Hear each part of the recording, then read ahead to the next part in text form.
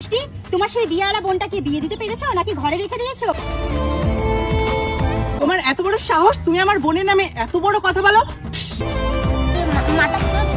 কবে আমরা ইটালিয়ায় ছিলাম তাই না সবাই একসাথে? কোথায় ছিলে বাবা তুমি? আরেকবার বলো। কবে আমরা ইটালিয়ায় ছিলাম তাই না সবাই একসাথে? ইটালিয়ায় ছিলে? আচ্ছা আচ্ছা ঠিক আছে। ইটালিয়া আমিও গেছি, ইটালিয়ায়। ওখান থেকে একটা গিয়ে জুতো এনেছিলাম, জুতোটা বারা খুঁজে পাচ্ছি না, খুঁজে পেলে খুব ভালো হতো। তাহলে তুই আমরা অনেক সুন্দর করে একে দেখে চলতে পারো না? তাহলে তুই আমরা অনেক সুন্দর করে রিয়াকশন দেখেছো? একটা অরিজিনাল মেয়ে কোনোদিন এরকম রিয়াকশন দিতে পারবে না যতটা দিয়ে ফেলছে, ঠিক আছে? তোমার এত বড় সাহস, তুমি আমার বোনের নামে এত বড় কথা বলো? হ্যাঁ, তোমার এত বড় সাহস, তুমি আমার বোনের নামে এত বড় কথা বলো? বলছি তোমার বোনটা কে একটু দেখি তো। এই গাড়ি নিয়ে কোথায় যাবি? আজকে একটা স্পেশাল মানুষের সাথে তোকে দেখা করাতে নিয়ে যাব। মনে হয় দিদি আকাশের ভালোবাসা আমার ভালোবাসা মেনে নিয়েছে, মানে ওর কাছেই নিয়ে যাবে। চল দিদি তাড়াতাড়ি চল। দেখলি দেখলি তোর ওই আকাশের বন্ধু কত বড় সাহস! কি হলো কাঁদছে কেন? দেখি না আমার হাত ছোঁয়ার চেষ্টা করে। হ্যাঁ, তোমার হাত ছোঁয়ার চেষ্টা করেছে। তাহলে তুই তোমার হাত ছোঁয়ার চেষ্টা কি করে করতে পারে একটা লোক? কি করে করতে পারে আমি তো বুঝতে পারছি না, কিন্তু যে তোমার হাত ছোঁয়ার চেষ্টা করেছে তার জন্য আমি হ্যান্ড ওয়াশ নিয়ে যাচ্ছি এখন। কত বড় সাহস!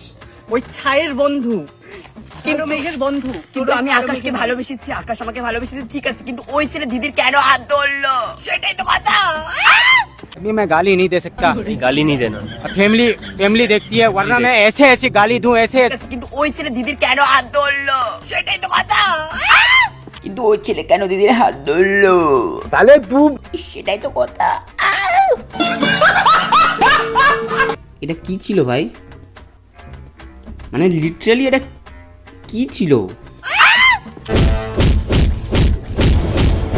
কত বড় সাহস! ওই ছায়ের বন্ধু কিন্তু মেঘের বন্ধু। বলছি তোমার আকাশ হরফে কালো মেঘকে একটু আমরা দেখতে পারি? এরকম নিজেকে ভাবো, তোমার বন্ধুকে সেরকম নিয়ে এসেছো। আপনি কি বিবাহিত না অবিবাহিত? তোমার এত বড় সাহস, তুমি আমার হাত ধরো?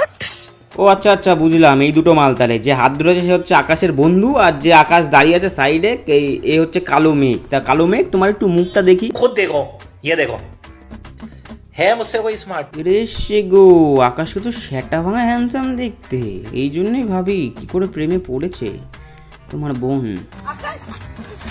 আমি কথা বুঝেছি, আমি তোমাকে অনেক খুঁজেছি আকাশ।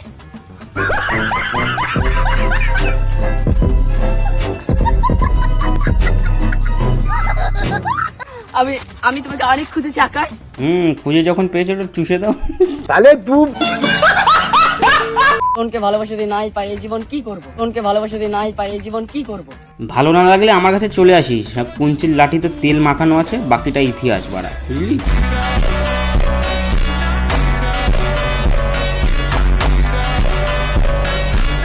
আরে আকাশ বন্ধু, এখানে কি ব্যাপার? আরে বন্ধু বলিস না, মিষ্টির বোনকে খুব ভালোবাসা, ওকে পাচ্ছি না আমি। আরে আমি আছি তো, চল। মিষ্টি দিদি খুব সংঘাত। আরে আমি আছি তো তার জন্য। তোর বন্ধু আছে বলছে তো তোর পাশে, তো মিষ্টির বোনের কাছেও যা আছে তোর বন্ধুর কাছেও সেম জিনিস আছে। মিষ্টির বোনকে যদি না পাস তাহলে তোর বন্ধুকেই নিয়ে নিস, তাহলে তুই ফুলসজ্জাটা একরকমই কাটবে। কিছুদিন পরেই দেখতে পাবে বিয়ের সানাই কাকে বলে।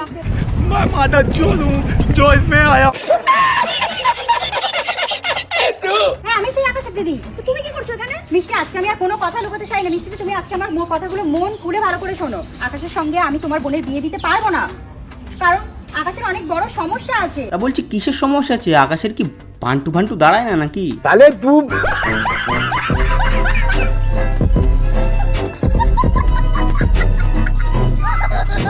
আপনি আপনার ভাইকে সামনে এই, রাখতে তুই পারেন না? এদিকে আয়, এদিকে আয়। কি শুরু করে দিয়েছে? কি করে আপনার ভাই যে আমার বোনের পেছনে ঘোরে? আমার ধরো, আপনার বোন এতটাই রস দেখিয়েছে যে আমার ভাই সেই রসে একেবারে ডুবে গেছে। মিষ্টির বোনের রস তো আমিও দেখেছি, সেই জন্য তো আমিও মিষ্টির বোনকে এত পছন্দ করি। साली चलती फिरती कोकेन है कोकेन।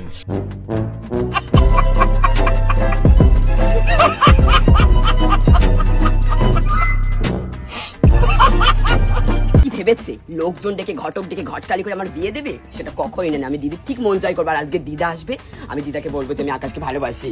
দিদি হ্যাঁ বল। এই নে মাংস ধুয়ে এনেছি, জল এনেছি। বাবা এত কিছু করেছিস, হ্যাঁ। ঠিক আছে যা। তোমরা কি একটা জিনিস নোটিস করেছো? মিষ্টির বোন মানে যাকে আমি পছন্দ করি তাহলে তুই সে এতটা ভদ্র, মানে নাইটির ওপর থেকে ওড়না জড়িয়েছে গায়ে যাতে কিছু দেখা না যায়। জয় করবো। আর আজকে দিদা আসবে, আমি দিদাকে বলবো যে আমি আকাশকে ভালোবাসি। দিদি মানে আমি তো ইমপ্রেসড হয়ে গেছি, কি বলে ইমপ্রেসড হয়ে গেছি একদম। খুব পছন্দ করি তো আমি ওকে, তাই জন্য আমি ওকে সবসময় বলে রাখি যে নাইটিটা পরলে যেন ওড়নাটা সবসময় দিয়ে রেখো, কারণ তোমার ভেতরে যেটা আছে ওটা যেন কেউ দেখতে না পায়, ওটা শুধু আমিই দেখবো।